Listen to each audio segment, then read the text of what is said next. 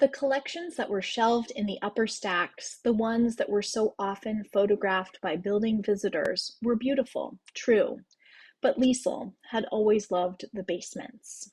There was no intellectual arrangement of materials here. The books were shelved by size so that shelf space could be used to its maximum capacity, and so the fragile old volumes could act as supports to their neighbors. The result was that Darwin might sit next to Shakespeare, and in Liesel's imagination, they might convene and brew new ideas that would be impossible under the limits of the Library of Congress classification system.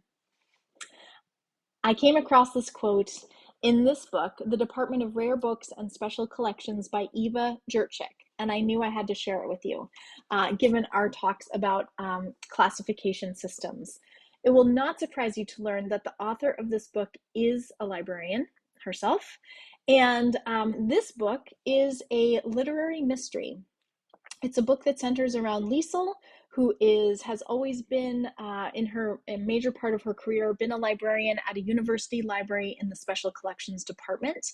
She's worked under the same somewhat egomaniacal male figurehead for this department. He's definitely a lot of show and blow out there, and she's kind of the, rather typical kind of like quieter female worker who like gets all the work actually done. And as it turns out, at the start of this book, her boss has had a medical event and is now not able to, is in a coma. So Liesel becomes the temporary director of this library. And very shortly after that, discovers that there is a very, very valuable manuscript that has suddenly gone missing from the library. There's a lot of tension because the university doesn't really want the press that would come out if there was a big announcement or the police were involved. So she's getting pushback from other superiors. But meanwhile, she's really disturbed by what's just happened. So this book is, I wasn't sure if it was sort of more cozy mystery or literary mystery, and so I turned to novelist. It definitely seems more weighed to literary mystery. There's a lot of character development.